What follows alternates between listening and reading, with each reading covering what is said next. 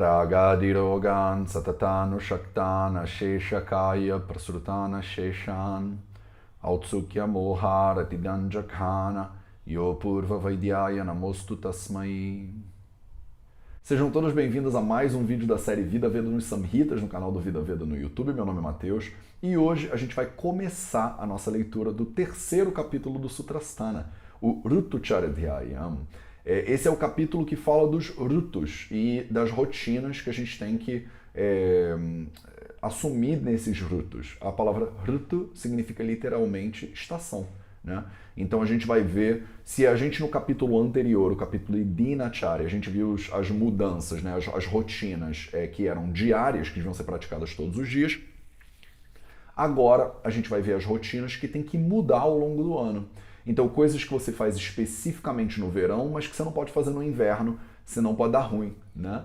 Então, e o capítulo Dinacharya, ele começa, como todos os outros capítulos, com uma introdução. E a introdução diz o seguinte: Athatha Rutucharadhyayam vyakhyasyaamaha itihasmahuratrayadayo maharshayaha.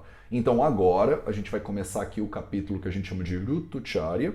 Esse capítulo vai ser explicado, né, Vyakhyasyaamaha, é uma palavra no futuro, a gente já estudou isso, né? Então todo o primeiro vídeo de início de capítulo tem essa mesma frase, quer dizer, não é exatamente a mesma frase porque eles mudam o título do capítulo que vai ser lido, mas a estrutura é a mesma, as palavras são praticamente iguais e vocês podem voltar lá e ver, então eu não perco assim um vídeo inteiro fazendo isso. No primeiro vídeo, no primeiro ou segundo vídeo dessa série, é exatamente isso, essa leitura, talvez seja o segundo vídeo, é exatamente a leitura dessa frase aplicada ao primeiro capítulo. Então eu explico palavra por palavra, a gente corta isso bonitinho. Se você tiver na dúvida exatamente do que significa o que, volta lá e assiste esse vídeo de novo, que aí a gente economiza tempo e eu posso mandar brasa aqui. Então, então, isso aqui que a gente vai narrar é de acordo com que o Atreya Purnavasu, ele falou, né? Ele ensinou. E ele era um Maharshi, ele era um grande sábio. O Atreya Purnavasu é o guru do Agnivesha, tá? Então, para aqueles de vocês que não lembram exatamente essa historinha, eu também já contei ela, a gente já explicou ela com calma. Lá no primeiro capítulo, ele explica a genealogia do Ayurveda e a genealogia do Ashtanga Hridayam, desse livro que a gente está lendo. E ele explica, né, o Atreya Purnavasu, ele era o guru do Agnivesha, e o Agnivesha escreveu um livro que hoje é conhecido como Charaka Samhita. E essa é a origem do Vagbhata, né? O Vagbhata, ele diz, esse livro aqui ele é baseado nos ensinamentos do Purnavasu. Isso significa que ele é baseado no Charaka Samhita, né? Então ele é um livro que é como se fosse um resumo, né? Ele é um resumo em poesia do Charaka Samhita. O Charaka tem muitas partes em poesia, mas ele não é 100% em poesia, enquanto que o Ashtanga é 100% em poesia. O que é um feito incrível e inigualável dentro do Ayurveda. Não tem nenhum outro livro que é tão lindo como o Ashtanga Hridayam, na minha opinião. Então, agora a gente vai começar o capítulo de Rutucharya, quer dizer, as rotinas que você deve assumir nas diferentes estações do ano.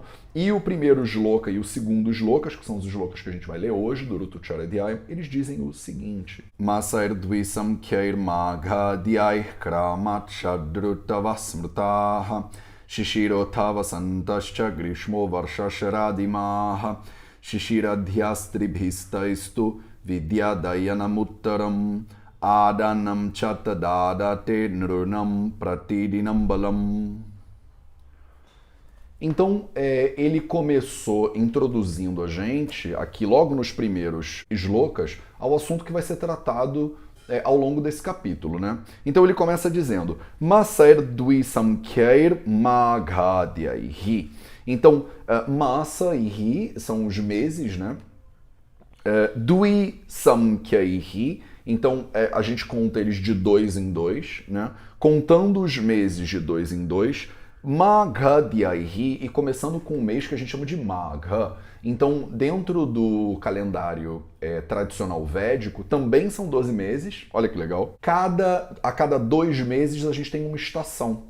Então a gente tem 6 estações e não 4. A gente comumente na cultura ocidental fala da primavera, verão, outono e inverno. E aqui na tradição védica não é assim, né? A gente tem 6 estações, uma estação a cada 2 meses. O primeiro mês, e os meses aqui, eles são medidos de acordo com as constelações e de acordo com o ciclo lunar. Então, eles não caem exatamente no dia 1º e no dia 30, 31, como o nosso, mas eles batem mais ou menos. E o ano aqui também começa com Magha, de acordo com o que ele está falando, que é o mês que é em janeiro, fevereiro, mais ou menos.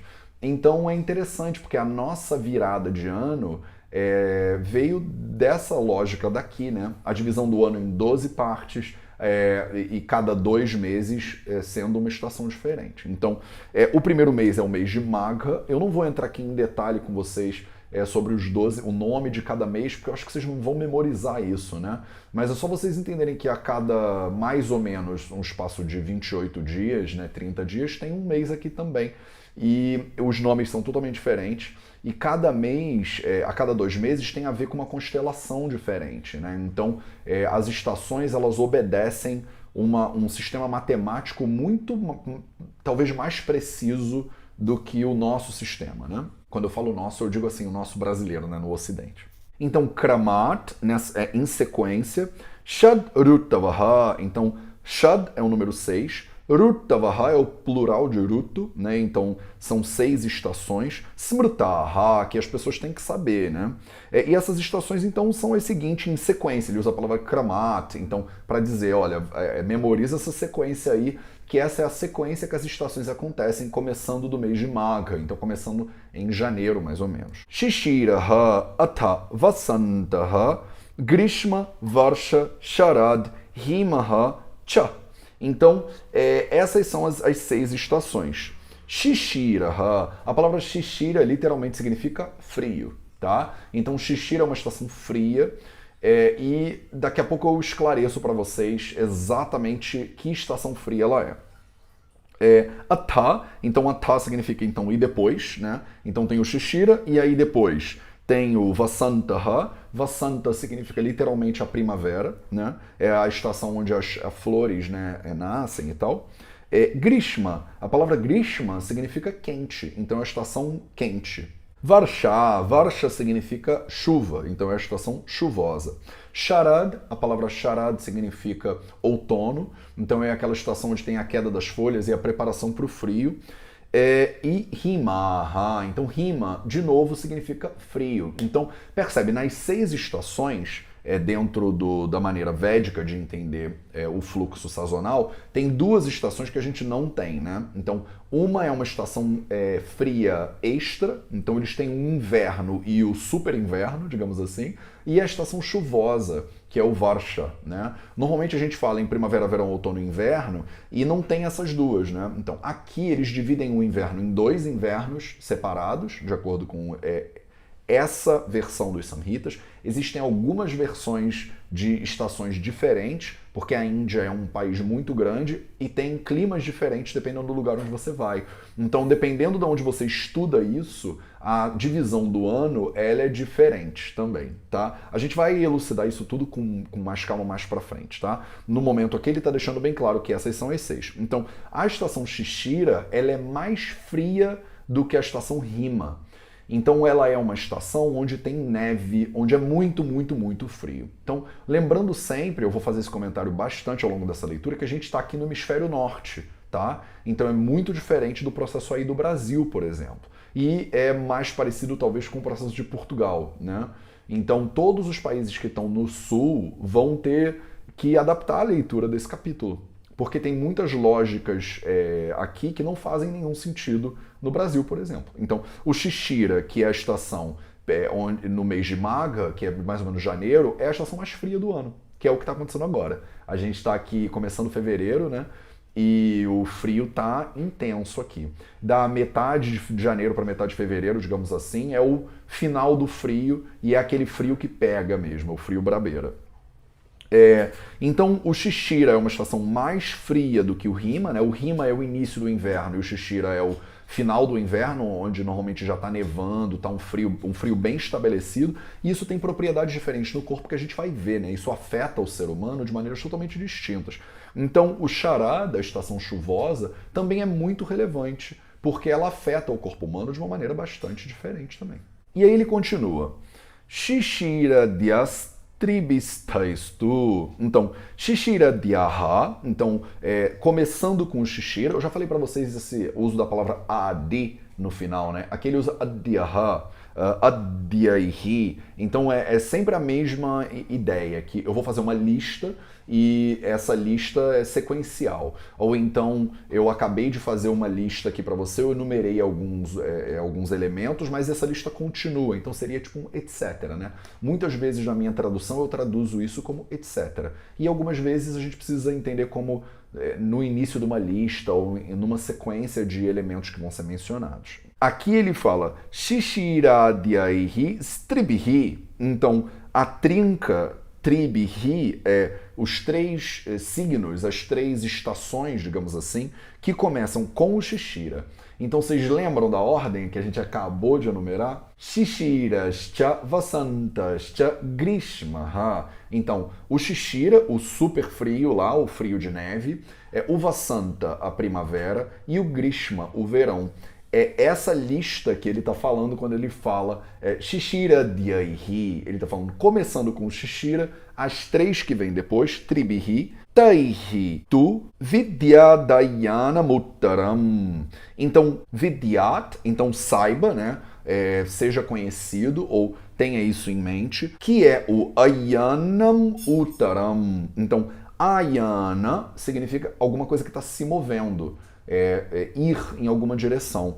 Uttaram, que direção? O norte. Então, a partir do Shishira, quer dizer, a estação de muito frio, a primavera e o verão, durante essas três, existe um movimento em direção ao norte. Um movimento do quê? Um movimento do Sol. A gente aqui está no hemisfério norte, e durante essas três estações, o Sol vai progressivamente caindo em cima do hemisfério norte. Isso faz com que o Sol vá ficando cada vez mais forte, que vai ficando cada vez mais quente, entendeu? É a caminhada do inverno em direção ao verão. Existem dois movimentos, a gente vai ver esses dois movimentos. Um movimento da caminhada do Sol para o norte, o que faz do inverno virar progressivamente verão, e um movimento da caminhada do Sol para o sul, que faz com que o verão vire gradativamente inverno. Agora a gente está focando no que ele está chamando aqui de Uttaram Ayana, a caminhada para o norte. A caminhada de quem? Do Sol. E aí ele fala Adanam cha tadadate nrunam pratirinam balam. Então, Adanam. Adanam significa que você tira alguma coisa, você toma alguma coisa, você assume controle sobre alguma coisa. Cha tada adate. Então, adate é o verbo que quem faz adana faz adate. É o verbo, a versão verbal do nome, digamos assim. Então, esse verbo significa possuir, tomar o controle, tirar o poder de alguma coisa. Então, adanam chata dadate nrunam pratirinam balam. Então, nrunam, os seres humanos, os homens, né? Balam, a força dos homens, pratirinam, dia a dia, pouco a pouco, vai sendo possuída, vai sendo retirada. Então, nesse momento, esse período, Tat Adanam é chamado de Adana Kala. É o momento Kala de retirada, de extração do quê? De bala, da força. Então, na caminhada do Shishira, do inverno rigoroso, em direção ao verão, a gente tem a caminhada do Sol em direção ao norte. E essa caminhada a gente chama de Adanam. Adanam e também Uttarayana. Então, Uttarayana significa algo está indo para o norte, né? O Sol está indo para o norte. E a gente chama isso de Adanam, Adanakala. Por que Adanam? Porque ele vai extraindo o que? Alguma coisa, que é o que? A força. De quem? Dos homens. Então, nesse período do inverno rigoroso até o calor, os homens vão gradativamente perdendo força. O Sol vai tirando a força dos homens. É isso que eles querem dizer. Fiquem calmos, né? Se segurem aí. Ele não completou totalmente o raciocínio ainda. Existe assim, muitos slocas de introdução aos conceitos desse capítulo, né? A gente está só começando. No nosso encontro da semana que vem, eu vou continuar explicando esses conceitos e a gente vai aos poucos formando o corpo de conhecimento interessante e necessário para vocês entenderem as bases teóricas do Rutucharya Dhyayam, do capítulo de Rutucharya. Então, esse era o shloka que eu iria ler com vocês hoje, o shloka número 1 e o shloka número 2 do terceiro capítulo do Sutrasthana do Ashtanga Hridayam. Vão para o nosso minutinho de sânscrito. Agora, a gente viu no capítulo 2 todo o alfabeto do Devanagari. E ao longo do capítulo 3, a gente vai ficar fazendo revisões, tá? Então eu vou pegar o conhecimento que a gente já tem e eu vou começar a aplicar ele aqui na prática. Hoje a gente vai olhar um pouquinho para a palavra Pratidinam.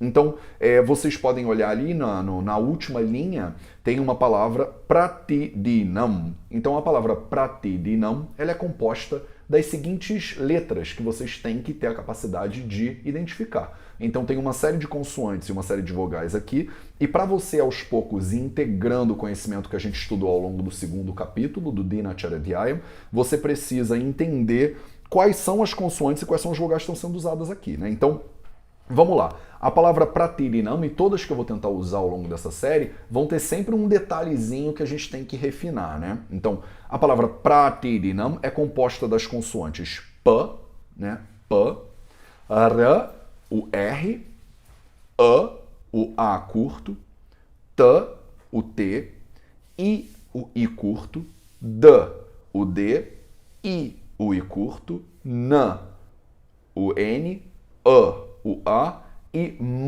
Holland, um meio M. Dois comentários importantes aqui. O primeiro, quando você tem um R, um R sem vogal, ou qualquer outra consoante sem vogal, a gente chama uma consoante sem vogal de Holland. Eu já comentei isso com vocês antes e agora a gente vai ver isso na prática, né? Um R Holland, um R pela metade, ele não tem R, Re, Ri, Rou, Rei. Ele é só R, R, R. Por isso ele forma a palavra, quando você tem um P, R, A, você forma PR, PR. E a maneira como a gente inclui esse R pela metade dentro do P é dessa maneirinha aí. Você tem um P, um P, e você bota um tracinho embaixo do P. Esse tracinho embaixo do P indica que tem um R pela metade aí. Vocês vão ver que o R, quando ele está pela metade, ele entra de várias formas diferentes, se mistura com a consoante de várias formas diferentes, várias formas interessantes. E agora a gente vai começar ao longo do terceiro capítulo a estudar as diversas formas, como as consoantes se juntam, por exemplo, como as vogais se juntam com as consoantes, de formas que muitas pessoas, se você não estudou sânscrito ainda, você poderia ficar confusa. Você já viu o P, por exemplo, mas você nunca viu um P com um tracinho embaixo. Você poderia ter se perguntado, que tracinho é esse aí? Agora entra aqui o tracinho para você entender. Outro detalhe muito importante da palavra Pratidinam é que no final tem um pontinho em cima do na. E a gente não viu pontinho nenhum em lugar nenhum, né? E o pontinho em cima do na, ele indica um M Holland, ele indica um M pela metade, que não é um M, Ma, Mi, Mei, nada, é um Então a palavra é Pratidinam, ela termina com esse Então eu poderia botar um M, um M Holland no final, dessa maneira aí, mas normalmente esse M Holland no final é indicado com um bindi, com esse pontinho em cima. Então, todas as vezes que vocês virem um pontinho em cima da palavra, onde ele estiver em cima da consoante, isso está indicando que depois dessa consoante tem esse M aí, tem esse M pela metade, como a gente chama, esse M Holland. Então a palavra Pratidinam, ela é composta de um P, R, A, pra, T, I, Ti, D, I, Di, N, A, M, Nam. Pratidinam. Espero que tenha ficado claro para vocês. Se não ficou, deixem suas perguntas nos comentários ou tragam suas perguntas também sobre sânscrito para o nosso grupo de estudos. Esse era o nosso minutinho de sânscrito de hoje e esse era os shlokas que eu queria ler com vocês também. Muito obrigado pela sua presença e a gente se vê no próximo vídeo.